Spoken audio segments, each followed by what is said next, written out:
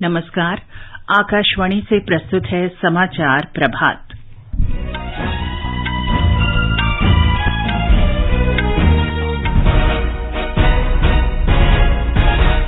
प्रधानमंत्री नरेंद्र मोदी देश में कोविड स्थिति पर आज मुख्यमंत्रियों के साथ समीक्षा बैठक करेंगे।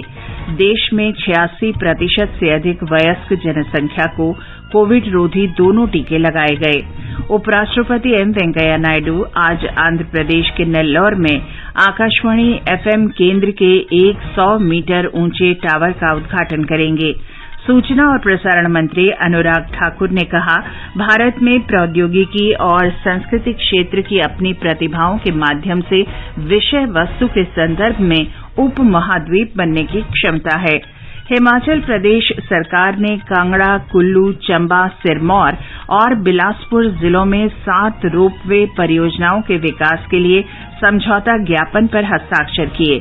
मेघालय में भारत बांग्लादेश सीमा पर सीमा हाट 2 वर्ष के अंतराल के बाद फिर खोला गया।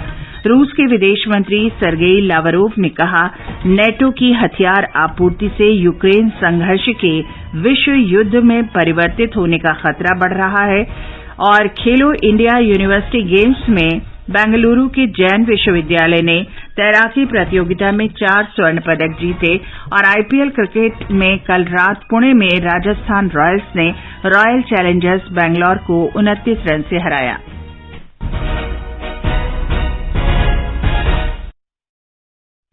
समाचार प्रभात में नवीन सक्सेना के साथ मैं चंद्रिका जोशी। देश के 75वें स्वाधीनता दिवस समारोहों के उपलक्ष्य में आजादी का अमृत महोत्सव के अंतर्गत सरकार अनेक गतिविधियों का आयोजन कर रही है। इस अवसर को जन उत्सव के रूप में मनाते हुए आकाशवाणी समाचार स्वाधीनता संग्राम और उसके गौरवशाली इतिहास पर विशेष प्रश्नोत्तरी कार्यक्रम प्रसारित कर रहा है। कल अमृत महोत्सव क्विज का प्रश्न था, मिजोरम की उस स्वतंत्रता सेनानी का नाम बताएं जिसने घोषणा की थी, मैं हूं उत्तर के वीर शासक लालसांगा की पुत्री जो विदेशी शासकों के सामने कभी समर्पण नहीं करेगी। वे ब्रिटिश शासन के खिलाफ मिजो सिद्धांतों के लिए संघर्ष करने वाली महिला बन गई। इस प्रश्न का सही उत्तर है रोपुलियानी। रोपुलियानी ब्रिटिश शासकों की प्रबल विरोधी थी। जहां अधिकांश मिजो प्रमुखों ने ब्रिटिश शासकों से समझौता कर लिया था, वहीं रोपुलियानी ने अपने लोगों को अंग्रेजी शासन के आदेशों की अवहेलना करने के लिए प्रोत्साहित किया। आकाशवाणी समाचार को दुनिया भर के श्रोताओं से इस प्रश्न का उत्तर मिला।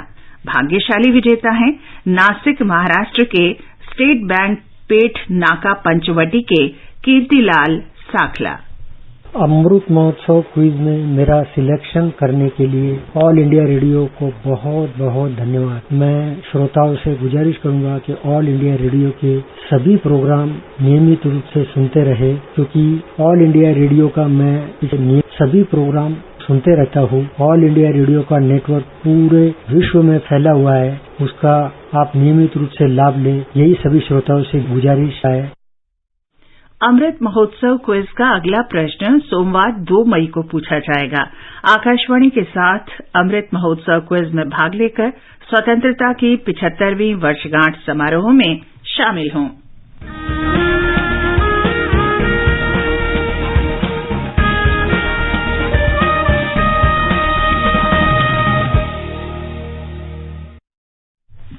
और अब समाचार। प्रधानमंत्री नरेंद्र मोदी देश में कोविड स्थिति पर आज मुख्यमंत्रियों के साथ बातचीत करेंगे। ये समीक्षा बैठक वीडियो कॉन्फ्रेंस के माध्यम से दिन में 12 बजे होगी। बढ़ते कोविड संक्रमण को देखते हुए ये बैठक बुलाई गई है। कुछ राज्यों और केंद्र शासित प्रदेशों में दैनिक संक्रमण दर में बढ़ोतरी हो रही है। देश में इस समय 15,636 संक्रमितों का उपचार चल रहा है। सोमवार को कुल 2,483 लोगों में संक्रमण की पुष्टि हुई। प्रधानमंत्री ने इस महीने की 24 तारीख को आकाशवाणी से मन की बात कार्यक्रम में कहा था कि अगले कुछ दिनों में कई त्योहार आने वाले हैं। उन्होंने लोगों से एहतियाती कोविड रोधी नियमों का पालन करने का आग्रह किया था। आने वाले दिनों में देश में ईद का त्योहार भी आने वाला है। 3 मई को अक्षय तृतीया और भगवान परशुराम की जयंती भी मनाई जाएगी। कुछ दिन बाद ही वैशाख बुद्ध पूर्णिमा का पर्व भी आएगा। ये सभी त्योहार संयम, पवित्रता, दान और सौहार्द के पर्व हैं। इन पर्वों को खूब उल्लास और सौहार्द के साथ मनाइए। आपको कोरोना से भी सतर्क रहना है। मास्क लगाना, नियमित अंतराल पर हाथ धुलते रहना, बचाव के लिए जो भी जरूरी उपाय है उनका पालन करते रहें। स्वास्थ्य और परिवार कल्याण मंत्री मनसुख मांडविया ने कहा है कि देश में 86% से अधिक वयस्क आबादी को कोविड रोधी दोनों टीके लग चुके हैं। देश में अब तक 188 करोड़ टीके लगाए जा चुके हैं। स्वास्थ्य मंत्रालय ने बताया कि कल 19 लाख से अधिक टीके लगाए गए। 12 से 14 वर्ष आयु वर्ग के बच्चों को अब तक 3 करोड़ 18 लाख से अधिक टीके लग चुके हैं। वहीं 2 करोड़ 72 लाख से अधिक एहतियाती टीके पात्र श्रेणी के लोगों को अब तक लगाए जा चुके हैं। इस बीच दिल्ली में कल कोरोना के 1204 नए रोगियों का पता चला है। दिल्ली में लगातार 5वें दिन कोरोना संक्रमण के 1000 से अधिक मामले दर्ज किए गए हैं।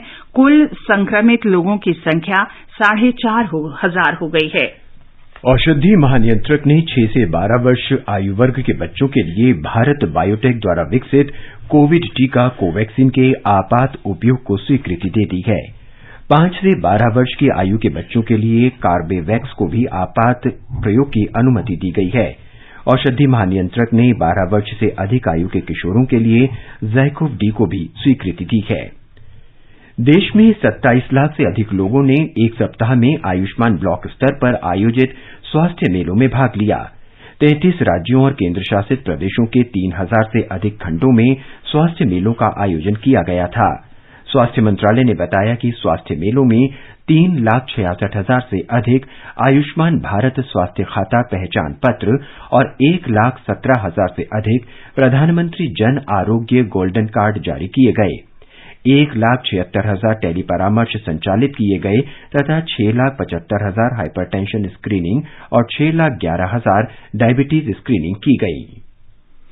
उपराष्ट्रपति एम वेंकैया नायडू आज आंध्र प्रदेश के नेल्लोर में आकाशवाणी एफएम केंद्र के 100 मीटर ऊंचे टावर का शुभारंभ करेंगे। इस टावर के निर्माण पर 10 करोड़ रुपए की लागत आई है।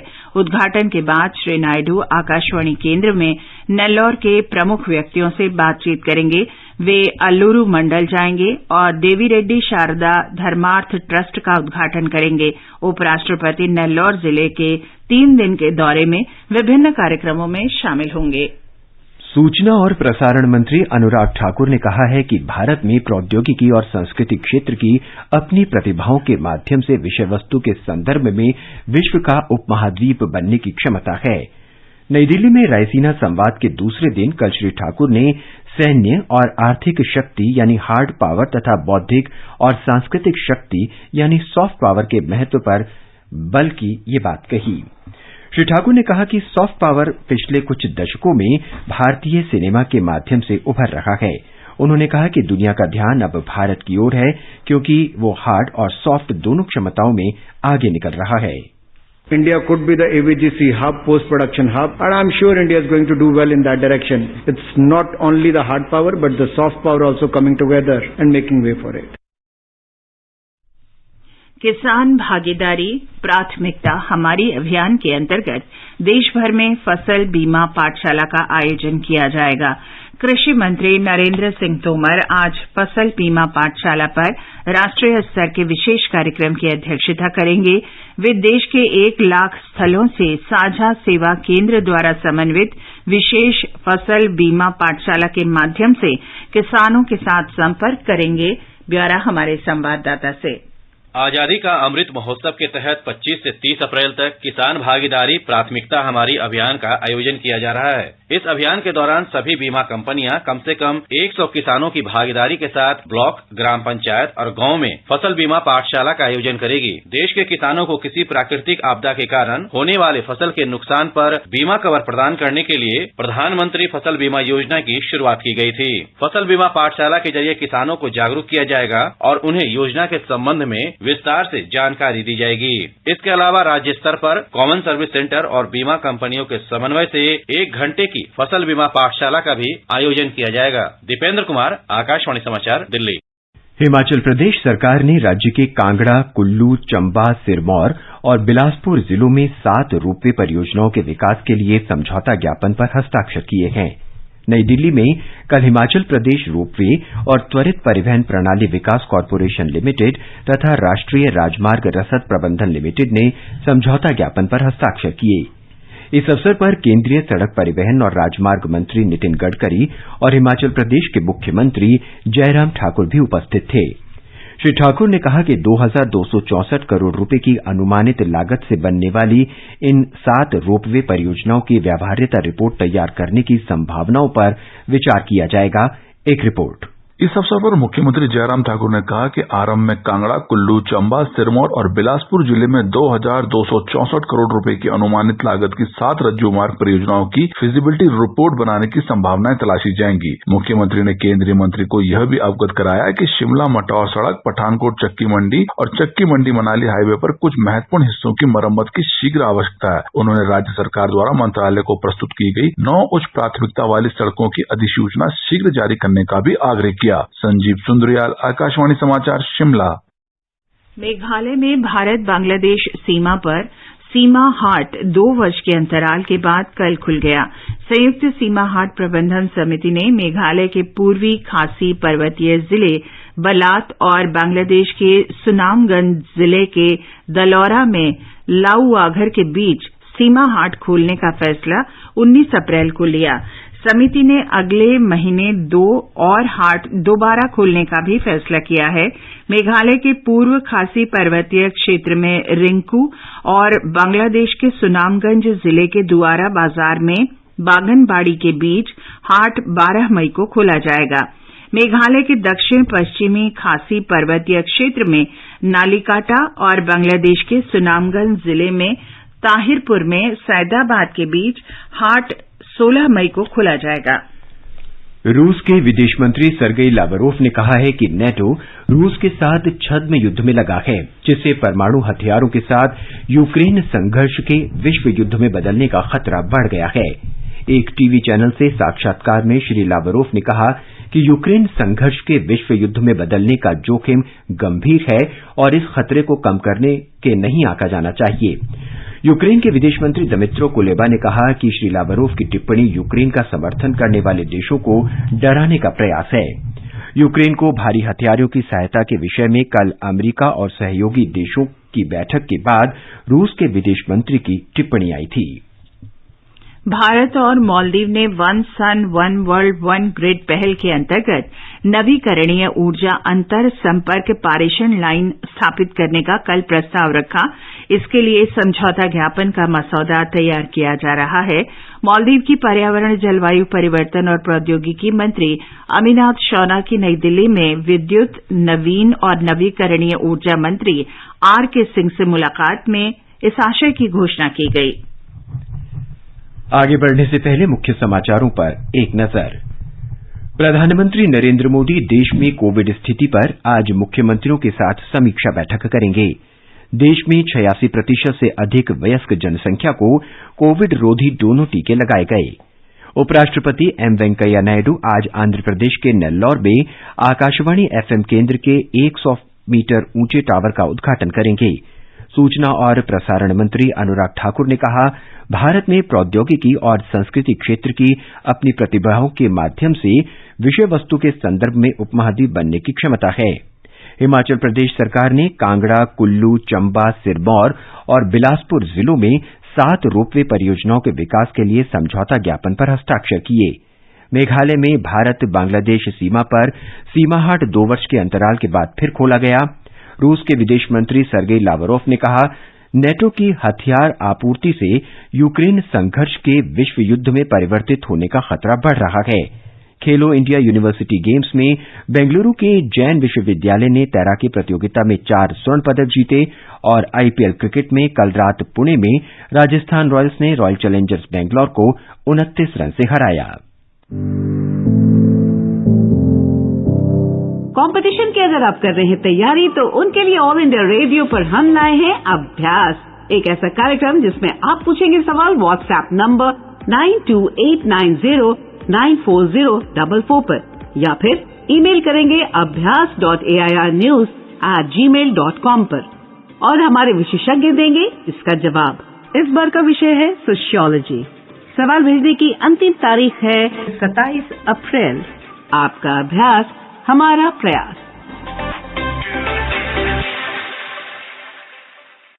FSSAI ने खाद्य व्यापारियों और उपभोक्ताओं के लिए food safety connect app launch किया है। इसके द्वारा सरलता से FSSAI पंजीकरण का आवेदन किया जा सकता है। उपभोक्ता इस ऐप का उपयोग संबंधित शिकायतों को दर्ज करने के लिए कर सकते हैं।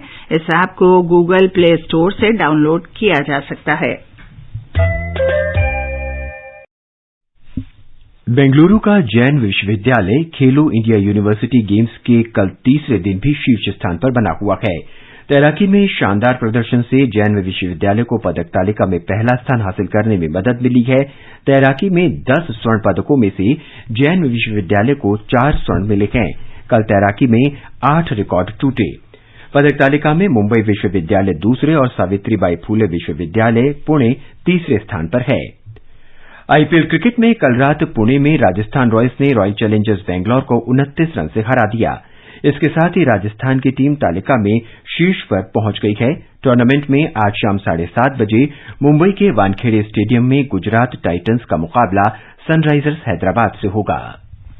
केंद्रीय श्रम और रोजगार मंत्रालय ने कहा है कि देश में बेरोजगारी दर में कमी आई है। श्रम सर्वेक्षण आंकड़ों से पता चलता है कि वित्त वर्ष 2017-18 से 2019-20 के दौरान श्रम बल और कार्यबल में निरंतर वृद्धि हुई है। मंत्रालय ने कहा कि इस अवधि में महिला श्रम बल और कार्यबल वृद्धि का अनुपात पुरुष श्रम बल और कार्यबल वृद्धि की तुलना में अधिक रहा। सरकार आजादी का अमृत महोत्सव के अंतर्गत कल से सभी 8 पूर्वोत्तर राज्यों में पूर्वोत्तर महोत्सव का आयोजन करेगी। पूर्वोत्तर क्षेत्र विकास मंत्रालय ने कहा है कि 7 दिन के इस महोत्सव का उद्देश्य हम किसी से कम नहीं की भावना के साथ पूर्वोत्तर क्षेत्र की उपलब्धियों को प्रदर्शित करना है। महोत्सव के दौरान पूर्वोत्तर के सौंदर्य और विभिन्न क्षेत्रों में इसकी उपलब्धियों के बारे में जानकारी दी जाएगी। मंत्रालय ने कहा है कि पिछले 8 वर्षों में पूर्वोत्तर क्षेत्र ने संपर्क स्थापित करने में काफी प्रगति की है। प्रधानमंत्री ग्रामीण सड़क योजना के माध्यम से दूर दराज के क्षेत्रों में संपर्क स्थापित करने में तेजी आई है। आजादी का अमृत महोत्सव के अंतर्गत आइए अब सुनते हैं आकाशवाणी की विशेष प्रस्तुति आजादी का सफर। आजादी का अमृत महोत्सव।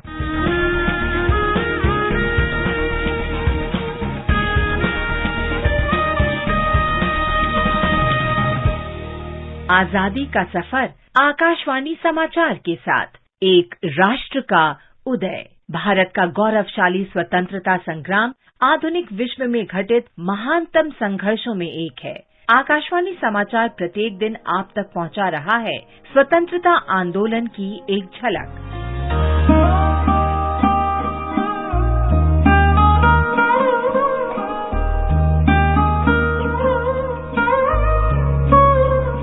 आज की कड़ी में हम महात्मा गांधी के सहयोगी मणिभाई भीमबाई देसाई का स्मरण कर रहे हैं, जिनका जन्म 27 अप्रैल 1920 को गुजरात के सूरत में हुआ था। 1942 में भारत छोड़ो आंदोलन के दौरान उन्हें जेल में रहना पड़ा।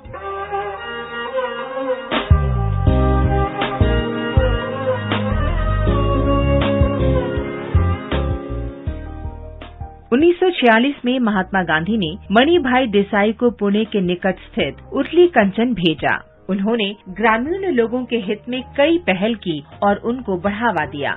इनमें सूखे की आशंका वाले क्षेत्रों में जल वितरण प्रणाली की स्थापना, उरली कंचन में व्यावसायिक प्रशिक्षण को बढ़ावा देने के विशेष उद्देश्य के साथ ग्रामीण स्कूल और संयुक्त सहकारी कृषि सोसाइटी की स्थापना शामिल है।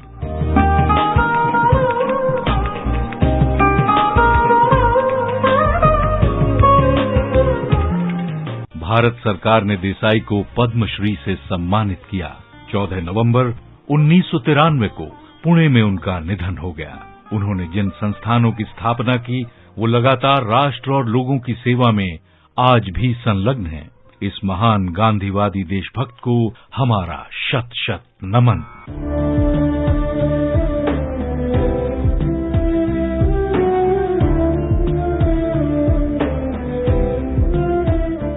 हम आज स्वाधीनता सेनानी अंजना देवी चौधरी को याद कर रहे हैं। उनका निधन 27 अप्रैल 1981 को हुआ। उन्होंने अपने पति स्वतंत्रता सेनानी राम नारायण चौधरी के साथ मिलकर राजपूताना रियासतों की सामंती नीतियों से लड़ाई लड़ी। 1920 में स्थापित राजस्थान सेवा संघ के माध्यम से अंजना देवी ने गरीब किसानों और भूमिहीन मजदूरों के हितों के लिए काम किया।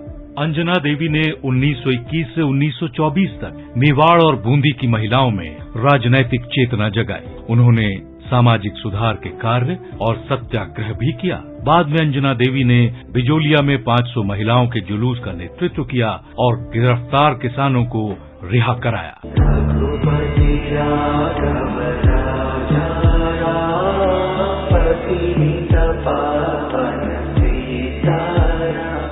1932 से 1935 तक राष्ट्रीय आंदोलन में भाग लेने के कारण उन्हें 2 बार जेल भेजा गया। वो 1930 के दशक में डूंगरपुर रियासत के भीलों की सेवा में समर्पित रहीं। वो 1939 से 1942 तक सेवाग्राम आश्रम में रहीं और महात्मा गांधी के कार्यक्रमों में शामिल हुईं। अंजना देवी 5 साल तक भारत सेवक समाज के महिला सूचना विभाग के संचालन में भी व्यस्त रहीं। उन्होंने जीवन भर जन सेवा और राष्ट्र निर्माण के लिए स्वयं को समर्पित कर दिया। स्वतंत्रता सेनानी अंजना देवी को हमारी ओर से श्रद्धांजलि।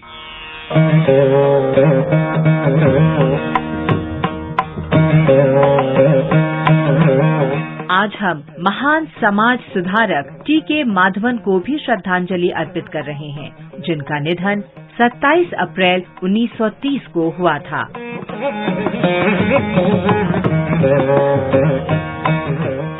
माधवन का जन्म 2 सितंबर 1884 को केरल के कार्तिकापल्ली में हुआ था। वे समाज सुधार आंदोलन में बहुत ही सक्रिय रहे और 1915 में उन्होंने साप्ताहिक समाचार पत्र देशाभिमानी का प्रकाशन शुरू किया। 1918 में उन्होंने जाति और समुदाय से परे सभी लोगों के लिए मंदिरों में प्रवेश और उपासना के अधिकार की मांग को लेकर त्रावणकोर की विधायी परिषद श्री मूलम प्रजा सभा में प्रस्ताव पेश किया। ये प्रस्ताव 1923 में इंडियन नेशनल कांग्रेस के काकीनाडा अधिवेशन में पेश किया गया। शोषित वर्गों को वायकॉम महादेव मंदिर के सामने की सड़क पर आने जाने का अधिकार दिलाने के लिए 1924 में माधवन, के केलप्पन और के.पी. मेनन के नेतृत्व में वायकॉम सत्याग्रह की शुरुआत हुई।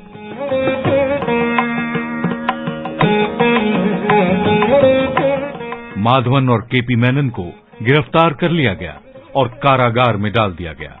अंततः त्रावणकोर के महाराजा सभी वर्ग के लोगों के लिए रास्ता खोलने पर सहमत हो गए। हालांकि माधवन को मंदिर में सबके प्रवेश के लिए अपना संघर्ष जारी रखना पड़ा। वो तिरुनेलवेली में गांधी जी से मिले और उनसे वायकॉम आने का आग्रह किया। 46 वर्ष की उम्र में अपनी आवास पर माधवन का निधन हो गया। अंतिम सांस तक वे वंचितों के लिए लड़ते रहे। महान समाज सेवी पी.के. माधवन को हमारी भावभीनी श्रद्धांजलि।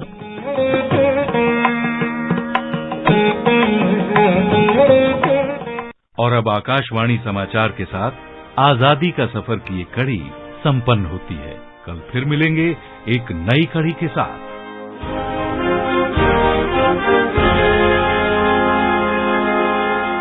पूरे देश में कल बिजली की मांग सर्वाधिक 201.066 मेगावाट रही। इसने पिछले वर्ष 7 जुलाई को 200.539 गीगावाट के रिकॉर्ड को पार कर लिया। ऊर्जा मंत्रालय ने कहा कि ऊर्जा की बढ़ती मांग देश की आर्थिक वृद्धि को दर्शाती है। तमिलनाडु में बिजली का झटका लगने से 11 लोगों की मृत्यु हो गई है। ये घटना आज सुबह तंजावुर के निकट कालीमेदु गांव के पास उस समय हुई जब मंदिर का एक रथ बिजली के तार के संपर्क में आ गया। वार्षिक चैत्र महोत्सव के दौरान स्थानीय मंदिर से रथ यात्रा निकाली जा रही थी। घायलों को तंजावुर राजकीय मेडिकल कॉलेज अस्पताल में भर्ती कराया गया है और अब मौसम पूर्वानुमान। दिल्ली, मुंबई और कोलकाता में आसमान साफ रहेगा। चेन्नई में आंशिक रूप से बादल छाए रहेंगे। तापमान 24 डिग्री से 43 डिग्री सेल्सियस के बीच रहेगा। जम्मू, श्रीनगर, मुजफ्फराबाद, लेह और गिलगित में आसमान साफ रहेगा। न्यूनतम तापमान 4 और अधिकतम 38 डिग्री सेल्सियस तक जा सकता है। गुवाहाटी, इम्फाल, शिलांग, आइजॉल, कोहिमा, ईटानगर और गंगटोक में आमतौर पर बादल छाए रहेंगे। 1 या 2 बार गरज के साथ बारिश हो सकती है। और नवीन, अब आप बताएं आज के समाचार पत्रों में क्या विशेष है। धन्यवाद चंद्रिका।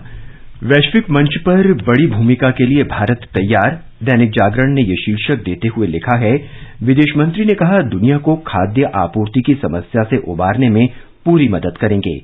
अखबार ने इसे भारत पर दबाव बनाने में जुटे यूरोपीय देशों को दो टूक बताया है। जनसत्ता ने विदेश मंत्री के इस स्पष्ट बयान को अहमियत दी है कि एशिया के सामने मौजूद चुनौतियों से पश्चिम देश बेखबर है। 5 से 12 साल के बच्चों के लिए भी 2 वैक्सीन को मंजूरी मिलने की खबर लगभग सभी अखबारों ने विस्तार से दी है। हरिभूमि इसे सरकार का बड़ा फैसला बताते हुए लिखता है, आज बच्चों के लिए टीकाकरण की तारीख की घोषणा हो सकती है। जनसत्ता की सुर्खी है, हिमाचल कांग्रेस में बड़ा फेरबदल। राष्ट्रीय सहारा के पहले पन्ने की खबर है, उत्तर प्रदेश में मंत्रियों और प्रशासनिक अधिकारियों को चल अचल संपत्ति का ब्यौरा देना होगा। नवभारत टाइम्स ने इजराइल द्वारा भारत को एंटी टैंक गाइडेड मिसाइल देने की खबर पर चित्र के साथ लिखा है, दुश्मन की नींद उड़ाने वाला है टैंक किलर। अमर उजाला और हरिभूमि ने केंद्रीय विद्यालय में दाखिले के लिए नए दिशा निर्देश जारी करने और दाखिले के लिए सभी कोटे खत्म करने की घोषणा को अहमियत दी है। राष्ट्रीय सहारा की खबर है, देश के सबसे बड़े बैंकिंग घोटाले में प्रवर्तन निदेशालय की 20 जगह छापेमारी। लोकसत्य ने लिखा है, देश भर में मौसम तेजी से करवट बदल रहा है। अगले 5 दिन में तापमान में बढ़ोतरी, लेकिन पूर्वोत्तर में बारिश और तूफान की संभावना है। पत्र लिखता है, लू की चपेट में होगा करीब आधा देश। दैनिक भास्कर लिखता है, ट्विटर पर बड़े बदलाव, अब मस्क की चलेगी। देश के 2.5 करोड़ यूजर की पड़ताल होगी। सही वालों को ब्लू टिक और एडिट बटन मिलेगा। और अंत में मुख्य समाचार एक बार फिर। प्रधानमंत्री नरेंद्र मोदी देश में कोविड स्थिति पर आज मुख्यमंत्रियों के साथ समीक्षा बैठक करेंगे। देश में 86% से अधिक वयस्क जनसंख्या को कोविड रोधी दोनों टीके लगाए गए। उपराष्ट्रपति एम वेंकैया नायडू आज आंध्र प्रदेश के नेल्लोर में आकाशवाणी एफएम केंद्र के 100 मीटर ऊंचे टावर का उद्घाटन करेंगे।